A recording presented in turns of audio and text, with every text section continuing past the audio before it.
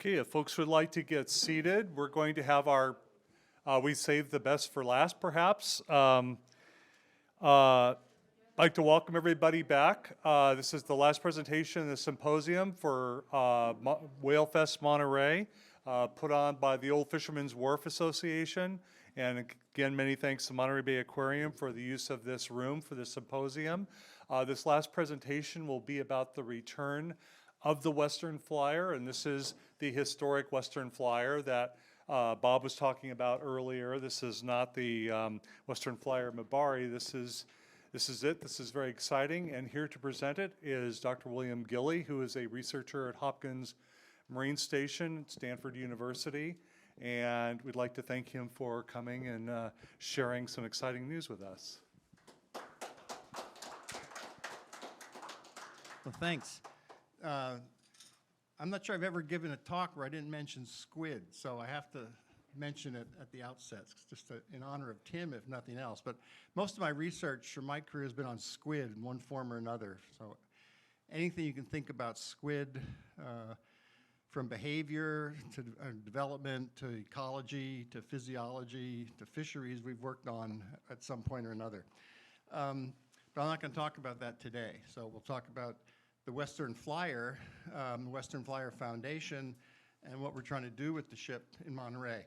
So as I was making this talk, I remembered this student of mine from last year, a freshman, during COVID, we had all online classes. So during his sort of off hours, he taught himself computer graphics and how to make three-dimensional renderings of things. So for his project for the course I teach, which we read log from the Sea of Cortez for, he made this model of the Western Flyer. So this is just the graphic sketch of it, but from that he could make a three-dimensional model and put it inside lab bottles on Ricketts' desk and all kinds of cool things. But I like this picture.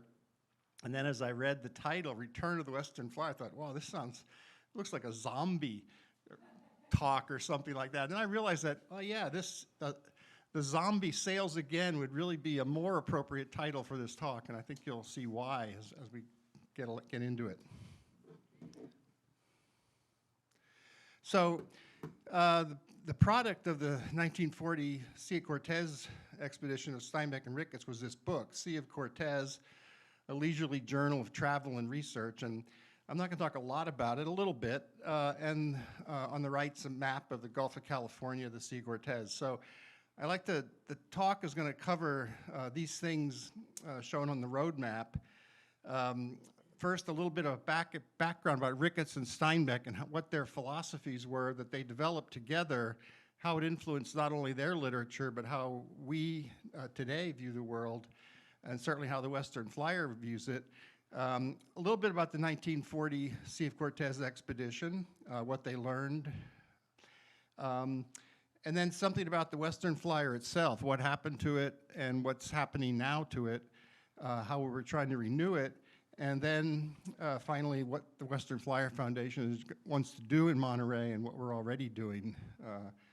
We don't have the ship yet, but hopefully we'll have it in the fall of 2022 in Monterey, so we'll talk more about that. So the story starts about 100 years ago, actually, when Ed Ricketts moved to Monterey from Chicago to start his specimen collecting business.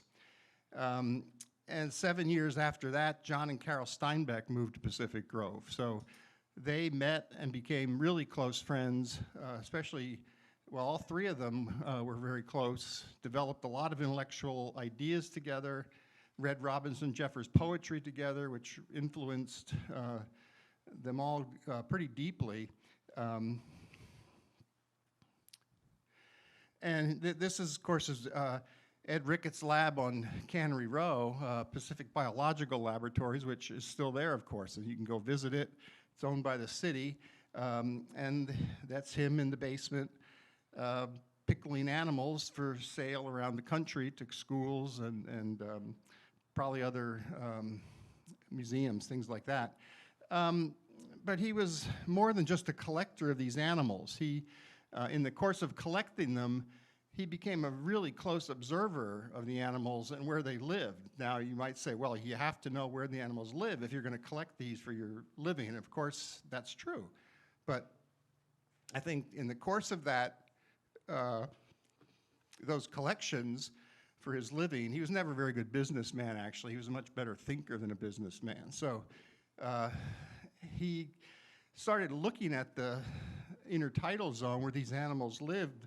He collected intertidal animals. He didn't dredge the bay and collect subtidal mollusks and things like that. But he started realizing that the relationships between different animals, between different species, was really what it was all about.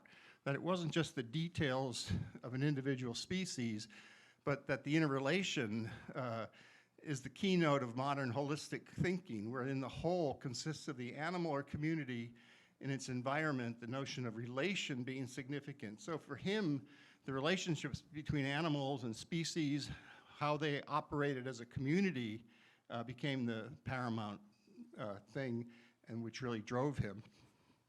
And this is just an image actually from Baja California of a random assortment of mussels and limpets that are living in a community. This is the type of community that would have fascinated Ricketts. At the same time, communities of other sorts existed in Monterey Bay that he was part of. So this is John and Carol Steinbeck. As I said, they were his best friends. And here they're collecting cephalopods together. So we don't really know much about this drawing, except that it was in Carol's notebook, or scrapbook, date and artist unknown. The tune that the octopus are dancing to is unknown. But it's obvious that Ricketts had a philosophy. People who are concerned with eternal verities would do well to remember that fun is one of them. So I don't know if Ricketts drew the picture or he was behind the rocks collecting cephalopods, but they definitely seem to combine music and art and science and have fun at it. So this is going to be a really important theme for the Western Flyer Foundation, because we like parties. So another concept that all of them really developed was that humans and nature were really one thing, that there was no dividing lines between humanity and the natural world. It's all part of one world.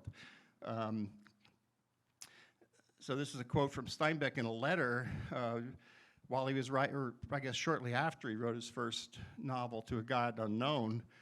Each figure is a population in the stones, the trees, the muscle mountains, but not the world apart from man, the world and man, the one inseparable unit, man and his environment. Why they should have ever been understood as being separate, I don't know. So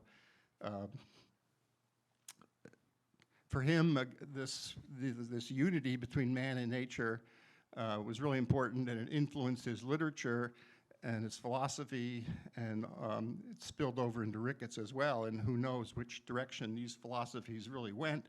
They talked to each other all the time over beers and wine. Steinbeck would walk down and visit Ricketts at his lab most every day while he wrote. So Ricketts also recognized this deep relationship. Ricketts wasn't quite the writer that Steinbeck was, but you can struggle through it. Who would see a replica of man's social structure as only to examine the abundant and various life of the tide pools, where miniature communal societies wage dubious battle against equally potent societies in which the individual is paramount? He's again saying that the communities are really important, even if the individual actors are the players. A study of animal communities has this advantage. They are merely what they are. Here, struggle is unmasked and the beauty is unmasked. So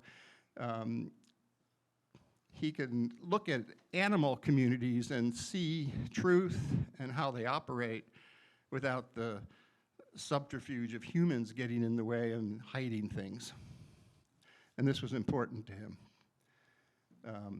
So in 1939, this is a year before they left for Sea Cortez, Ricketts published his seminal book, a big textbook really, a guide for the layperson called Between the Pacific Tides. And it, despite the way the front piece looks with a collection of chitons, the book was not organized like that. It wasn't organized by a chapter on chitons or a chapter on snails or a chapter on starfish. It was organized by community and habitat.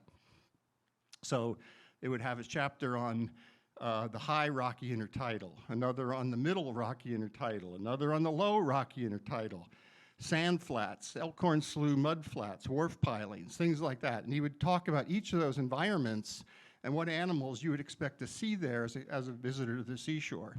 And then information about how those communities functioned. And there were many overlap in species between those different communities and different habitats. But that wasn't important to him as the total picture of how these communities operated.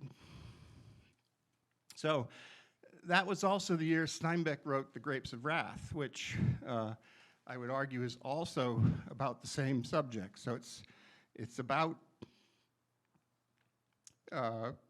community, family, and how important family is, and how a community works together, even though the individuals might be super strong, superhuman characters. It's the relationships between those and into a family that what Grapes of Wrath is all about. So Steinbeck took a lot of heat over Grapes of Wrath. It was book burnings all over California. He wasn't happy about that. And Ricketts was going through a bad time with a love affair gone bad. And so I think it was time for them to leave town and go on an expedition. So they originally wanted to go north, actually, and then decided, oh, we're not ready to do that. Let's go to the Sea of Cortez. And somehow they found Tony Berry in a boat and miraculously organized this trip. So off they went. This is the map of their stops along the trip. And the Sea of Cortez, this is the first line of the book. And it basically tells you what to expect from the rest of the book, that it's going to be warped. It's going to be warped by his opinions, Steinbeck's opinions, his feelings about the trip and what he saw. He warns you, and the whole book is really about objective reality and how difficult it is to find objective reality.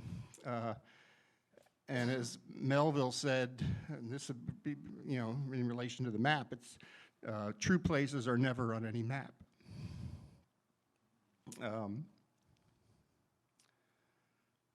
So they went to the Sea of Cortez. This is probably the third sentence and fourth in the book. We made a trip into the Gulf. Sometimes we dignified it by calling it an expedition. One of the reasons we gave ourselves for this trip, and when we used this reason, we called the trip an expedition, was to observe the distribution of invertebrates, to see and record their kinds and numbers, how they lived together, what they ate, and how they reproduced. That plan was simple, straightforward, but only part of the truth. But we did tell the truth to ourselves. We were curious. We wanted to see everything our eyes would accommodate. So they had a story that they told everyone, including themselves, that this was a scientific expedition. It was going to produce valuable specimens. Many of them new to science. They didn't know that at the start, but it turned out that way. They collected 500 plus specimens, lots of new species. But they were curious. They wanted to get away and explore something and see something in a new way. They needed a change. They needed to see something new. And there's, of course, the Western Flyer. So we don't have any pictures of the Western Flyer, really, not very many. Bob probably has the largest collection of pictures from the Sea of Cortez that exist, and you saw them today. So there aren't many photos of that trip. There's no videos. There's no motion pictures. There's the log from the Sea of Cortez, the narrative portion of Sea of Cortez. There's the Ricketts phyletic catalog where he lists 500 species and gives their characters and references and so forth on them and where they found them. But in 2004, we did do a retracing of this trip. A group from Stanford that Bob was a big help with. We called it the Sea Cortez Expedition and Education Project, I think. And we went to all the same stops in an old wooden boat.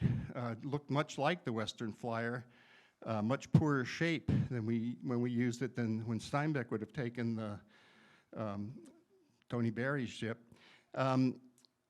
And so I wanted to just go through sort of what they would have seen in the Gulf of California based on what I saw at the same spot. So it's not hard to imagine that a lot of the places we went to really haven't changed since 1940. Others, like Cabo San Lucas, have changed radically, and you would not recognize the two. This is leaving Pacific Grove, and these are just quotes from the book that give you a flavor for the nature of the book. So it's a really well-written book. It's not an easy read. It's not like a novel. That's an adventure story that you can sit down and read cover to cover. At least I've never been able to read it cover to cover. So, but it has a lot of really interesting ideas, thoughts, and I also think it gives you a big set of clues into what a lot of Steinbeck's other literature, particularly Grapes of Wrath, is about. So the two of them were gone here on this trip just after the Grapes of Wrath was published. Steinbeck's mind was probably boiling with all the issues of book burnings and everything else, and here he was with his best friend and his wife. That's another issue that we can talk about. But they were there on the boat talking all the time and revisiting ideas that they had developed together for 20 years. So this book is really a view into Steinbeck's mind, I think.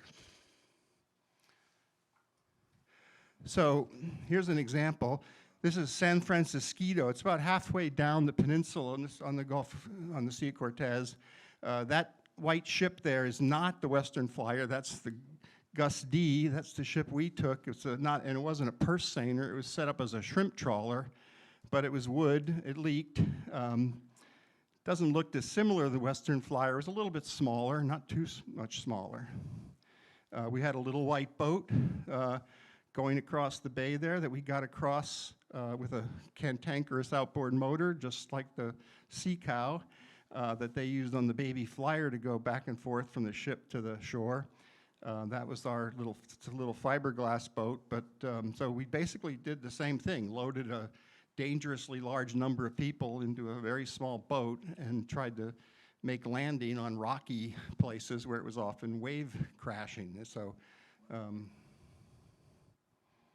but it's a beautiful area, and this place in particular is probably just the same as it was in 1940. So when they got to the shore then, what did they do? They waited for the low tide to drop. So they looked for places where there's rocky reefs or bouldery areas, and here's a good example of one.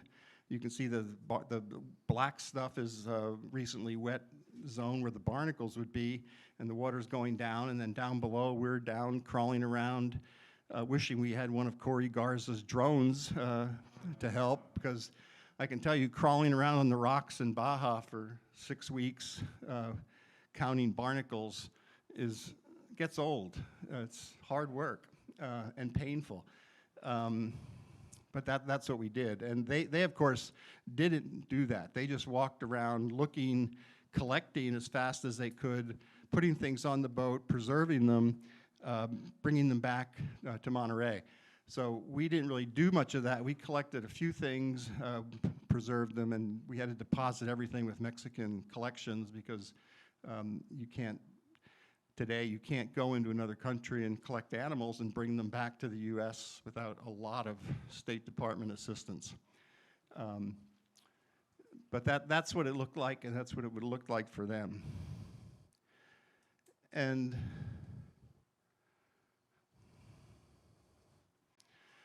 these are the type of creatures that you would be seeing and counting or collecting in their case. So we have flatworms, big giant brittle stars, octopus, snails, periwinkle snails, very much like the ones in Monterey, different species, basically do the same thing, find each other, collect in little moist crevices, and avoid being baked in the sun. A fireworm that they say is everywhere. This was their nemesis, the Eurythoe fireworm. Little anemones, and I particularly like these. These are rock-boring clams called lithophagia, rock eaters. So they're clams that live in tubes in the rock. Sally Lightfoot crab is something that they saw everywhere, and Tiny was obsessed with trying to catch them, and there's just great descriptions of Tiny trying to catch these crabs because they run really fast, and you really have to sort of slow down and try to think and outwit them to catch them. You can't catch them by chasing them. And I'm sure Tiny figured it out, but if you read Steinbeck, he was just obsessed with trying to catch these crabs, and also just obsessed with harpooning giant manta rays. It's another thing that he keeps bringing up. The thing on the right, you may not recognize it. It's a living pearly nautilus, an argonaut. So it's an octopus that lives inside that shell thing that looks like a nautilus shell, but it's actually a mucus secretion.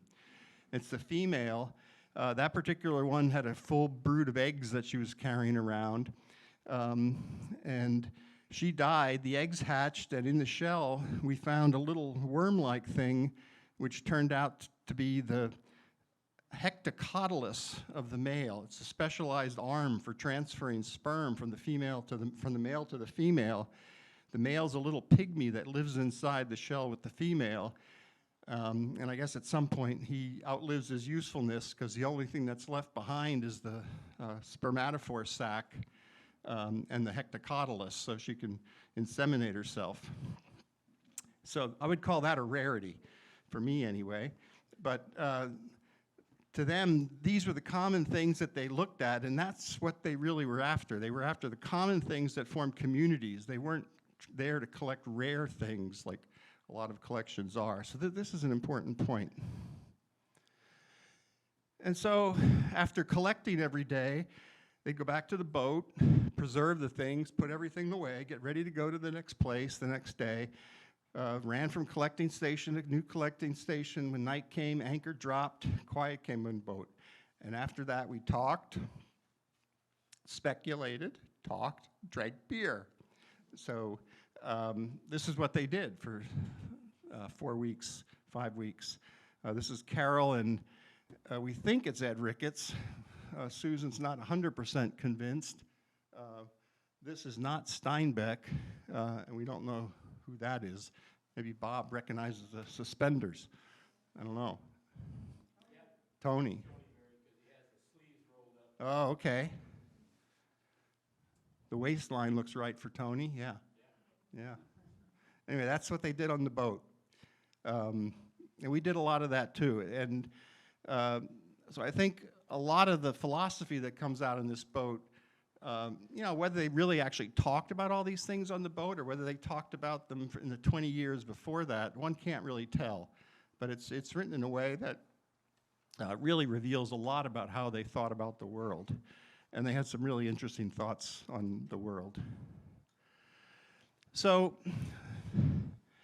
the book ends kind of just abruptly. They turn around the corner at Cabo San Lucas and head north into the waves, and then they describe how the waves crash on the boats and how the Pacific is a different place than the Gulf of California, and all that's true. It's miserable going back north in a boat like this that time of year.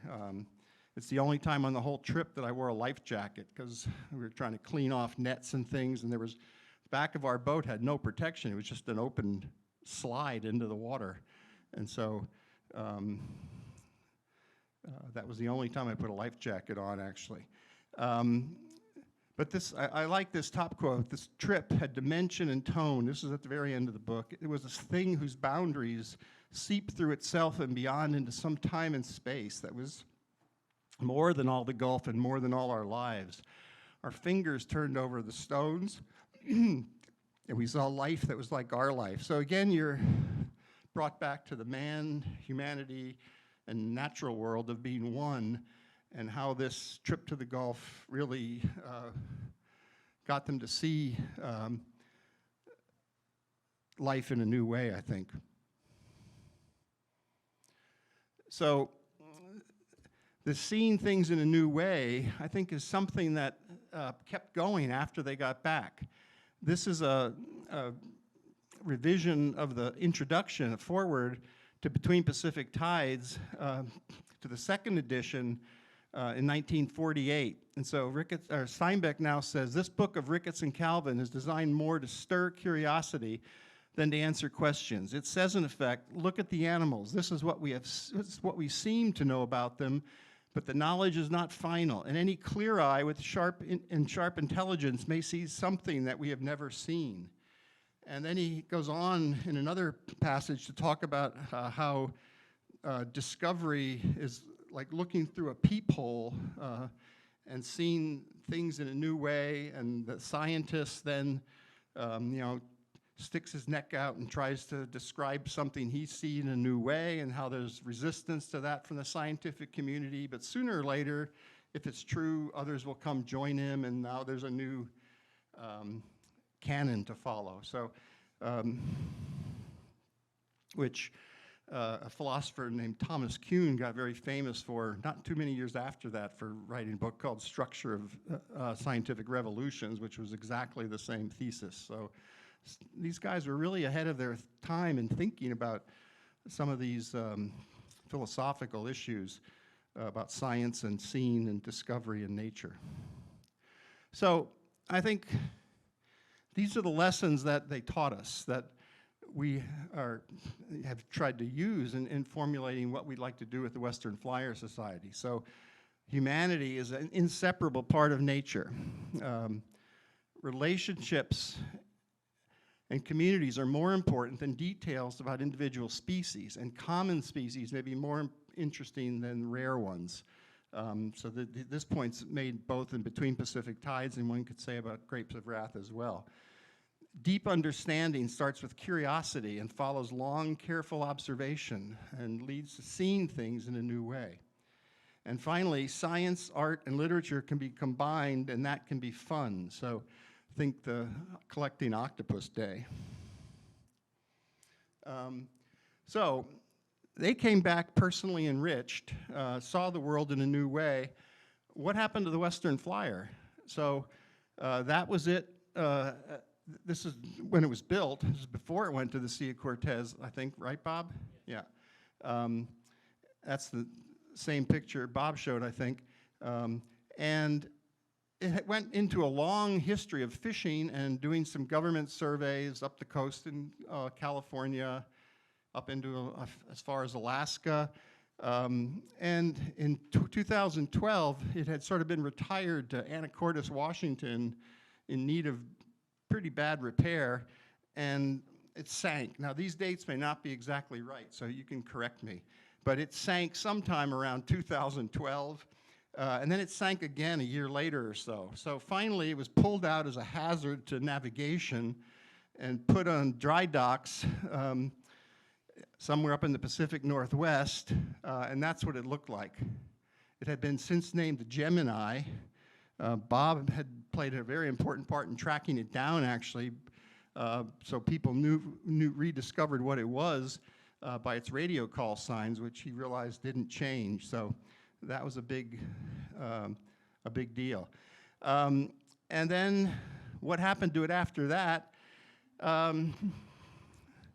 There was an effort from a group in Monterey, led by Bob and some others, to try to purchase this boat from the owner. The owner wanted to bring it to Salinas and turn it into a restaurant somehow. I never understood that plan, but that was his dream. And then he realized, wow, this boat is like, people want this thing. This is worth a lot more than the $500 I can get for it on the trash heap for the salvage yard. So the prices started going up, I think, and negotiations sort of fell apart. And then a guy named John Gregg came and had a fantasy about this boat since he was a child, and he had the money to pay an unreasonable amount for it, and so he bought it.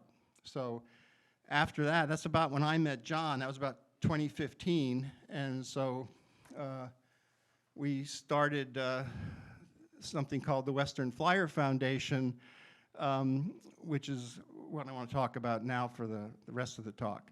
So the mission is to combine sciences and humanities, which includes arts, literature, music, anything you want, and somehow find the area of overlap and bring that to students, trying to get them to see not only science but other things in a new way. So it's to stir curiosity by connecting art and sciences in the spirit of John Steinbeck, Ed Ricketts, and the Journey on the Western Flyer. So that's the mission of the foundation. And the way we want to go about it is, short story is to take the Western Flyer, rebuild the Western Flyer, modernize it, make it safe for taking kids at sea, and then take kids at sea and give them a rich and rigorous experience in ocean and atmospheric science, combining that with humanities in a way that we have yet to really figure out, and hopefully transform and influence a new generation of not only ocean scientists, but writers, novelists, artists, citizens of the world. So our first problem was to not charter a boat, but rebuild the boat. Now, the Western Flyer, it turned out, it had to be basically taken apart, board by board. The wheelhouse was taken off separately. That was actually in pretty good shape and put aside, but the hull really was in bad shape, and the more we looked into it, it's like buying an old house. The more you poke into it, the more and more bad it gets. So essentially, probably over 95% of the hull and the planking, everything in the hull had to be rebuilt from new wood, and it's impossible to find the type of wood that the original Western Flyer was made out of. It was all old growth Douglas fir. So you can't get that in this country anymore. They found some in Canada, but a lot of the other wood, they had to go to Kentucky for sustainably harvest oak from Berea College. They had to go to Africa, and all these places had to have sustainability certificates. So it was a lot of effort and money to try to get the wood that was necessary to rebuild this to a much greater extent than we thought. But the boat is rebuilt to exactly the same specifications and size and shape, and every board is exactly the same as the original. It's just new. So some purists might say, well, that's not the original Western Flyer because it's all new, but too bad. You don't want to take kids at sea on a boat where you're not sure that the keel is going to work. So these are just various views of the boat on the way. You get a pretty unique look at the skeleton of a wood purse seiner. It's just the way the Western Flyer would have looked as it was being built in reverse order. So this is about 2 years later. It's beginning now to look more like a real boat. There's 35 episodes of Western Flyer restoration on YouTube, so if you are interested in wood boat building, I would encourage you to look at that. Just if you go to YouTube and search Western Flyer channel, you'll find it easily. That's what the boat looked like yesterday. So I called Chris Chase, the project manager, and said, I don't like that last picture you sent because I can't see the whole bow. I can only see the word Western. I want to see Western Flyer. He said, oh, well, it's like a really big ship, and you can't get the whole ship and the bow without a lot of distortion on the camera. And he went down and he got this. So yeah, it's a little distorted, but I think it looks great. It's a really beautiful ship. That's what it was like yesterday. So this looks like it's coming out to be launched, but actually it was pulled out to put the wheelhouse back on because once they rebuilt the wheelhouse, they couldn't lift it up inside the boatyard and put it back on because there wasn't enough headroom. So they had to pull this out. This reporter for the Herald was there that day, took this photo, which I really like this photo. It's really beautiful. It looks like a model. Like when I saw this, I said, this doesn't look real. This looks like a model of a boat. And anyway, we expect it to return here in September, hopefully, maybe October. Who knows? So what do we want to do? So I mentioned briefly what our plans were.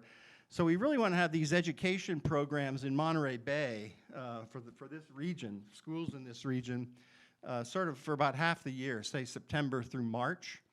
And we'll take classes out for one of two types of activities. One is that we call an inquiry-based, which would be like a one-day field trip where we have a choice of different projects you could do. And then we have project-based, which would be multiple days, not necessarily one after the other, but spaced out during a school year. So if a teacher can afford 3 days or 4 days of class time devoted to this field trip, we could do a research-type project with the students, and they can have a role in designing that. So the classes will have a choice of the activity type and what kind of questions and methods we can use, and I'll show you a little bit more about that in a second. We're trying to develop activity guides and lesson plans for the teachers to help them along. And one important thing is that we're going to try to provide transportation. So this is a big limitation for local schools. Even the aquarium doesn't provide transportation. So if we can do this, and I'm not sure trying to renovate that old bus is the right approach, but that's John Gregg's way of doing things. So one way or the other will provide transportation for Yeah, so it was an old movie bus from the 1940s, so I forget what movie was in it, or was in. Yeah. And there's actually a Western Flyer bus company. Now, I don't know if this is a Western Flyer bus, but there was a Western Flyer bus company in Manitoba that made buses around this time. So this actually could be a Western Flyer bus. We don't know. I'll have to find out. I just discovered that yesterday. So one thing I've gotten involved with was writing a proposal to the Office of Naval Research through Stanford in collaboration with Naval Postgraduate School colleagues, oceanographers, and meteorologists. And we came up with a program called Seacoast STEM, Experiential Approach to Critical Ocean and Atmospheric Science Topics. So this is a program that's designed to take high school and community college level students out to sea on the same type of one-day or multi-day projects. And we'll be exploring these 4 general areas of ocean science that we've identified, particularly how they relate to Monterey Bay. So ocean structure, how the ocean changes with depth and geography, basically.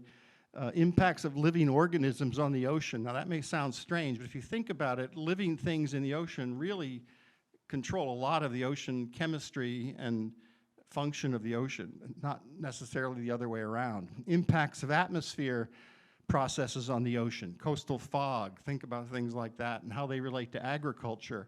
These are big issues that we want to get the public more aware of. And then dynamic effects of coupled atmospheric ocean processes. This is like a catch-all for slightly more complicated things like upwelling and El Nino and the blob and things like that. So, but these are the types of programs that we'll be using, not only for the Seacoast projects, but also for the younger level classes. We'd like to have a series of study sites in Monterey Bay that aren't too far from the operating points of Moss Landing or Monterey Coast Guard Pier where the boat will be, so we can operate from either of these places. So that, for instance, this site and this one are at similar depth. Well, they're all at similar depth, but this one's on the edge of a submarine canyon. This one's on rocky reefs out by the Mile Buoy behind Hopkins Marine Station. This one's on kind of a sandy bottom. So the animals that live there, the processes are going to be slightly different. Even in a small area like Monterey Bay, the ocean is not homogeneous. It's a complex system that's always changing. And the types of tools we want to use are profilers to sample water column properties, salinity, temperature, oxygen, chlorophyll. ROVs to see what's on the bottom. We'd like to see what squid are doing. I forgot that I had the squid in this talk, but I can't imagine going out in the bay and looking at the bottom and not looking for spawning squid. And then we want to use a scientific echo sounder, which allows you to visualize different species of fish or whatever is in the water column by the strength of their reflected signals, sonar, and you get some readout that would look like this for this picture here. So you'd see a large band that's a school of sardines, say, and then down below it you would see a single big fish or a sea lion or some other target that was a strong reflector. So we want to use this type of device where you can quantify the acoustic signals and measure biomass of things under the boat.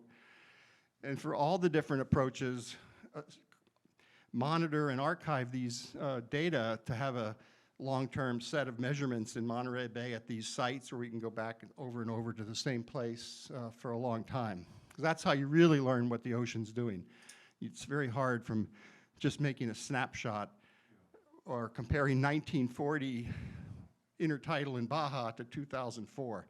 That, I learned, was like a really naive thing to expect to make much sense out of, because there's just so much dynamic stuff in the oceans that you need to keep your hand on that.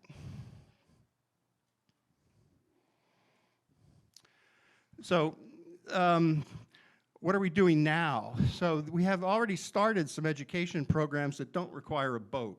So there's a science illustration mentorship program that our education director is running with some local schools and CSUMB. There's a community journal project where students are learning how to keep journal and improve their writing skills. There's something called the Intertidal Bio Blitz during the summer where people take iPhones and go out to the beach and using iNaturalist try to identify what they saw and accumulate all those returns. There's a history slam that Susan Schillinglaw and Tim Thomas are involved with, I think, that students will give oral presentations, short oral presentations about local history. And we're trying to develop this partnership with the city of Monterey to refurbish the Coast Guard pier so we can berth the flyer there in a place where people can get on and off it safely. And also we'd like to help assist them with the renewal of the Pacific Biological Laboratory. So when I say renewal, it's much like renewal of the Western Flyer. The Pacific Biological Laboratory is in pretty bad shape if you've been there, and it needs some serious renewal, which will require some serious funding. And finally, we're trying to develop programs in Mexico, and this is one that I've started sort of on my own, and it's a community outreach in Santa Rosalia, where we worked on Squid for 20 years and still working there. And it's supporting the Yorimi Yaqui community. Yorimi are Mayo Indians from mainland Mexico, so were the Yaqui. But they went to Santa Rosalia to work in copper mines in the late 19th century. And they were given the condition for their employment, which is like essentially slavery, but they were allowed to keep their local traditions and live in their sort of undisturbed community, and they could have their celebrations, which are a very weird combination of sort of Spanish, missionary, and indigenous pagan stuff. So this is the Festival of the Pharisees that they give during Holy Week.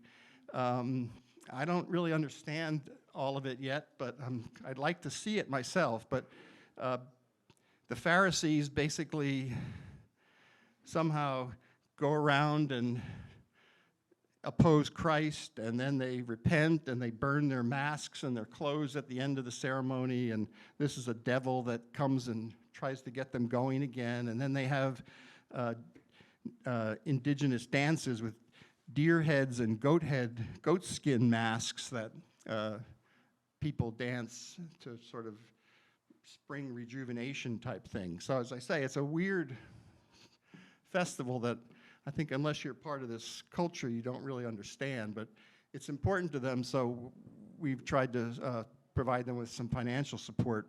We talked to people that run the festival when we were there, and they gave us a list of things they could use, and that's actually the church in Santa Rosalia behind them, a Catholic church that was supposedly designed by Eiffel from Eiffel Tower fame, and it was supposedly to go to Africa in some place, but someone didn't pay the bill, or shipping supply chain was bad that year, and so it ended up in the middle of Baja. And so it's this corrugated iron church that's sort of all bolted together. But that's kind of the local tourist attraction. It's not a place in Mexico where tourists go. It's really a Mexican fishing town. Anyway, that's it. So the Western Flyer will hopefully, the zombie ship will come back, and Gus D has sank now, by the way, so it's waiting for its resurrection as well. Thank you. We have time for a question or two. Okay, sure. Yeah. It's 5 o'clock. Do we have time for a question or two? I just wondered, are you going to drag it along the coast all the way down, or are you going to trailer it down? No, it's going to get an engine. It's going to get an engine. I just wondered, because sometimes people just... No, it's going to get towed to Seattle in sometime in April, hopefully, and get an engine in May and June, and all the mechanicals, and then it'll be fit to sail to Monterey, and we hope to bring it down the coast in August and September. Yeah, well, that's still under debate. We'd like to stop in different communities along the way, and how much time there is and when it gets done, that will be all factored into that. And then every other year, we would like to take the ship. So we operate in Monterey Bay 6 months a year, and then every other year, we'd like to go to the Gulf of California for the months of April, May, and June, and then every other year to Northern California communities, Fort Bragg, Oregon, Washington, and eventually Alaska. That's sort of the big long-term plan, but for now, Northern California and Oregon and Washington probably would be the limit. But those trips would be every other year with communities. Yeah.